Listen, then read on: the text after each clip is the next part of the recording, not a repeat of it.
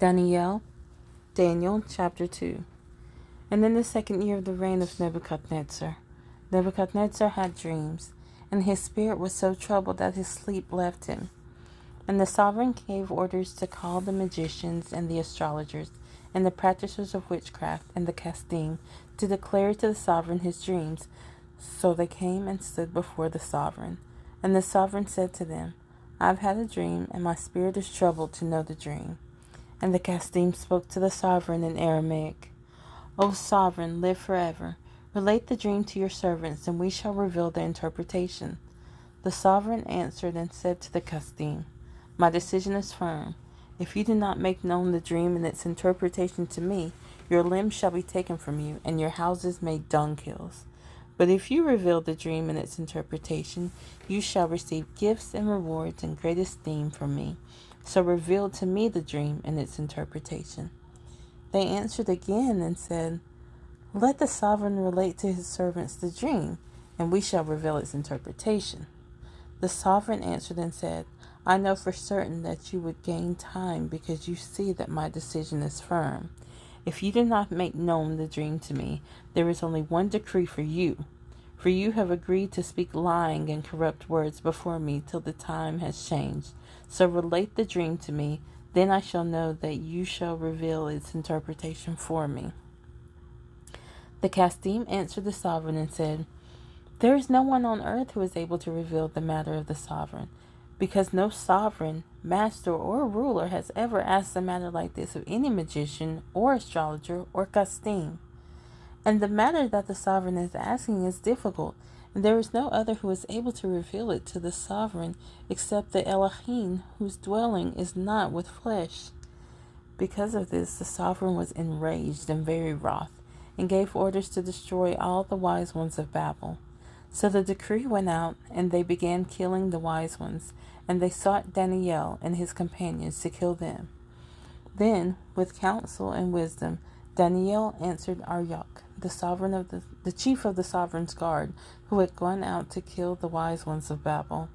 He answered and said to Arioch, the sovereign's officer, Why is the decree from the sovereign so urgent? So Arioch made the decision known to Dani'ėl, and Dani'ėl went in and asked the sovereign to give him time, and he would show the sovereign the interpretation. Then Dani'ėl went to his house and made the decision known to Hananiah, Mishael, and Azariah his companions, to seek compassion from the Allah of the heavens concerning this secret, so that Dani'ėl and his companions should not perish with the rest of the wise ones of Babel.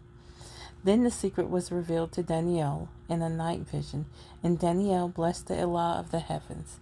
Dani'ėl responded and said, Blessed be the name of Allah forever and ever, for wisdom and might are His. And He changes the times and the seasons. He removes sovereigns and raises up sovereigns. He gives wisdom to the wise and knowledge to those who possess understanding. He reveals deep and secret matters. He knows what is in the darkness, and light dwells with Him.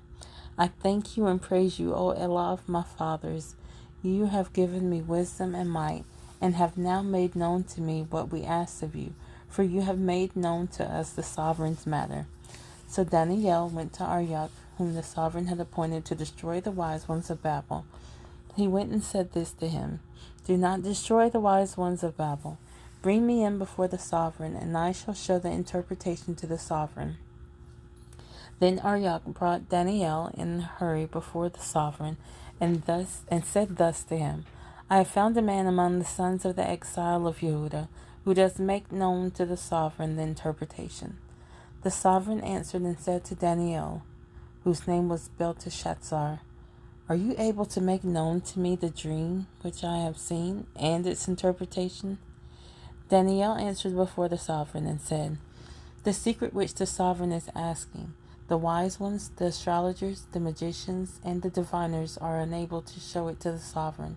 But there is an Allah in the heavens who reveals secrets, and He has made known to sovereign Nebuchadnezzar what is to be in the latter days. Your dream and the visions of your head upon your bed were these. As for you, O sovereign, on your bed your thoughts came up. What is going to take place after this? And He who reveals secrets has made known to you what shall be after this. As for me, this secret has not been revealed to me because I have more wisdom than anyone living, but for our sakes who make known the interpretation to the sovereign, and that you should know the thoughts of your heart. You, O sovereign, were looking on and saw a great image. This great image in its brightness excellent was standing before you, and its form was awesome. This image's head was of fine gold, its chest and arms of silver, its belly and thighs of bronze, its legs of iron, its feet partly of clay, and partly of iron and partly of clay. You were looking on until a stone was cut out without hands, and it smote the image on its feet of iron and clay, and broke them in pieces. Then the iron, the clay, the bronze, the silver, and the gold were crushed together, and became like chaff from the summer threshing floors, and the wind took them away, so that no trace of them was found. And the stone that smote the image became a great mountain, and filled all the earth. This is the dream and its interpretation we declare before the sovereign. You, O sovereign, are a sovereign of sovereigns, for the Allah of the heavens has given you a reign, power, and strength, and preciousness. And wherever the children of men dwell, or the beasts of the field, and the birds of the heavens, He has given them into your hand, and has made you ruler over them all. You are the head of gold. And after you rises up another reign lower than yours, and another third reign of bronze that rules over all the earth. And the fourth reign is as strong as iron, because iron crushes and shatters all. So like iron that breaks in pieces, it crushes and breaks all these. Yet as you saw the feet and toes, partly of potter's clay and partly of iron, the reign is to be divided. But some of the strength of the iron is to be in it, because you saw the iron mixed with muddy clay. And as the toes of the feet were partly of iron and partly of clay, so the rein is partly strong and partly brittle. And as you saw iron mixed with muddy clay, they are mixing themselves with the seed of men, but they are not clinging to each other, even as iron does not mix with clay. And in the days of these sovereigns, the Allah of the heavens shall set up a reign which shall never be destroyed, nor the reign pass on to other people. It crushes and puts to an end all these reigns, and it shall stand forever. Because you saw that the stone was cut out of the mountain without hands, and that it crushed the iron, the bronze, the clay, the silver, and the gold. The great Allah has made known to the sovereign what shall be after this. And the dream is true, and its interpretation is trustworthy. Then sovereign Nebuchadnezzar fell on his face and did obeisance before Dani'eel, and gave orders to present to him an offering and incense. The sovereign answered Dani'eel and said, Truly your Allah is the Allah of Elohim, the master of sovereigns, and a revealer of secrets, since you were able to reveal this secret. Then the sovereign made Dani'eel great, and gave him many great gifts, and made him ruler over all the province of Babel, and chief of the nobles over all the wise ones of Babel.